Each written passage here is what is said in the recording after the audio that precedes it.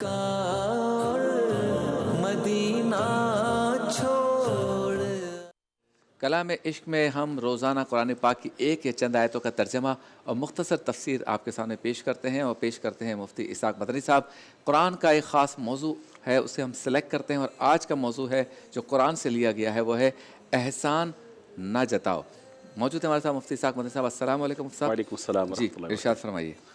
بسم اللہ الرحمن الرحیم۔ اللہ تبارک و تعالی نے سورۃ البقرہ کی آیت نمبر 264 میں ارشاد فرمایا،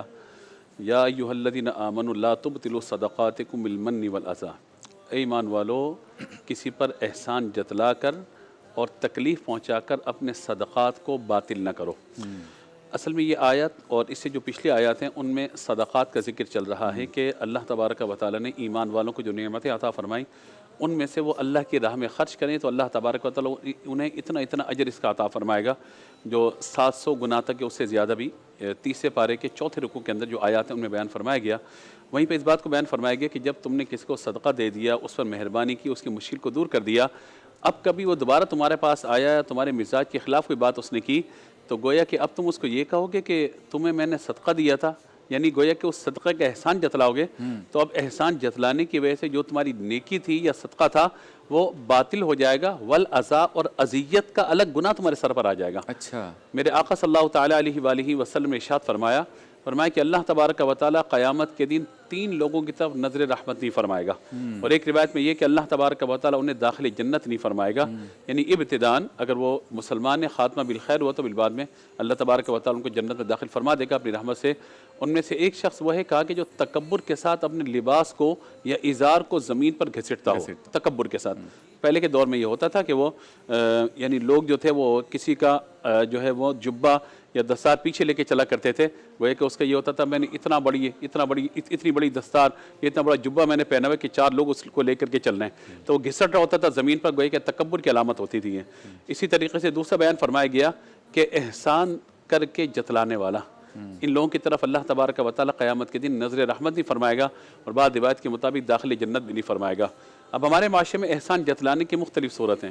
مثال کے طور پہ ایک شخص ہے جو آپ کے پاس آیا اور کام وغیرہ سیکھنا چاہا، اس نے آپ نے کام سکھایا، اب جب اس میں صلاحیتیں پیدا ہو گئیں تو وہ کہا استاد جی میں ذرا اپنا کام اپنا ٹھیکہ لگانا چاہتا ہوں، اپنی دکان کرنا چاہتا ہوں، اور آپ نے کہا ٹھیک ہے جا لگا لے، تجھے کچھ نہیں آتا تھا، میں نے تجھے سکھایا، آج تو میرے سامنے دکان لگا کے بیٹھے گا، تو یوں مطلب جو ہے وہ اس وقت احسان جتانا، ٹھیک ہے وہ بات صلاحیت ہے، آپ کے پاس سیکھنے کے لیے آیا، آپ کو اپنا استاد بھی مانتے ہیں، آپ سے اجازت بھی لے رہے تو آپ اسے اجازت دیجیے جانے کی۔ اسی طریقے سے ہم اپنے علماء کے یا جو ہماری مذہبی فیلڈ ہے اس اعتبار سے ہم دیکھیں کہ ایک شخص ہے اس کو بولنا نہیں آتا، اب وہ آیا کسی مبلغ کے ساتھ یا مقرر کے ساتھ، خطیب کے ساتھ، کسی عالم کے پاس، وہ یہ تقریر سکھایا، آپ نے سکھایا، سکھانے کے بعد اس کو عروج ملنا شروع ہوا اور انداز بیاں اس کا بہتر ہوا، اور جب اس کو وہ اشعار بھی یاد ہو گیا تو اس نے اپنی تقریر کے اندر واہ واہ داد سمیٹنا شروع کی۔ آپ کہتے ہیں اس کو کیا آتا تھا، اس کو تو میں نے سکھایا اور اب یہ پلٹ کے سلام ہی نہیں کرتا مجھے۔ تو جہاں شاگرد نے اس انداز کیا تو پھر استاد کو اپنے رویے پر غور کرنے کی ضرورت ہے۔ یہ معاملہ ہے کہ ایک بچے ہمارے پاس آتے ہیں، حافظ بنتے ہیں، قاری بنتے ہیں، عالم بنتے ہیں، اور اگر اللہ نے ان کے مقدر میں عزت لکھی ہے، ہم سے زیادہ اگر عزت اللہ نے ان کے مقدر میں لکھی ہے تو ان کو عزت حاصل کرنے دیجیے، آپ کو کیا پریشانی ہے۔ لیکن بعض اوقات احسان جتایا جاتا ہے، تو نکما ہے، تو نافرمان ہے،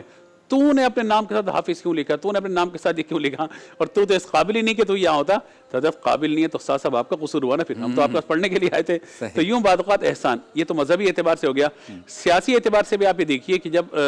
مزاج کے خلاف لیڈر کی کوئی بات ہو رہی ہوتی ہے تو کہتے ہیں تو یہ جانتا کون تھا، میرے نام پر تو یہ ووٹ پڑا اور آج تو مجھے آنکھیں دکھا رہا ہے، یعنی حق بات کر رہا ہے۔ اسی طریقے سے اگر ہم خاندانوں کے اعتبار سے آ جائیں تو خاندانوں میں یہ چیز بہت زیادہ ہوتی ہے، اور ایک دکھتی ہوئی رگ پہ میں ہاتھ رکھنا چاہتا ہوں معاشرے کی۔ مثال کے طور پہ والد کے انتقال ہو گیا،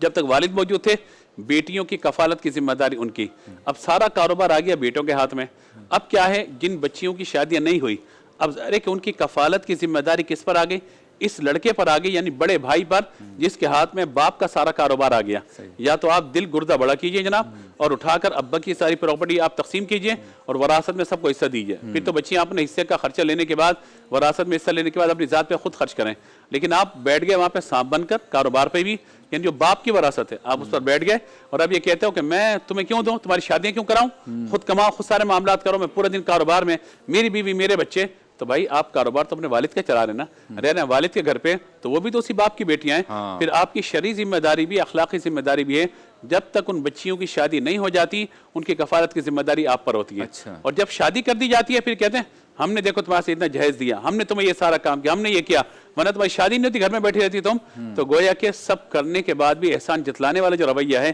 یہ قطعاً جو ہے مناسب نہیں ہے. تو اس حوالے سے ہم اپنے معاشرے کے اندر مختلف لوگوں کو دیکھتے ہیں کہ جو اگر کسی کو دے بھی رہے ہوتے ہیں تو دینے کے بعد اس پر احسان جتلانے والا رویہ اختیار کر رہے ہوتے ہیں. آیت کے اگلے حصے میں اللہ تبارک و تعالی نے فرمایا فَمَثَلُ كَمَثَلِ صَفْوَانٍ عَلَيْهِ تُرَابٌ فَأَصَابَهُ وَابِلٌ فَاتَتْ أُكُلَهَا ضِعْفَيْنِ. کہ ان کی مثال وہ ہے کہ جیسے ایک چکنا پتھر ہو اور چکنے پتھر کے اوپر گرد اور مٹی موجود ہو, جب بارش آتی ہے تو کیا ہوتا ہے کہ اس سے گرد اور مٹی ہٹ جاتی ہے, اس بارش سے اس پتھر کو کوئی نفع نہیں پہنچتا.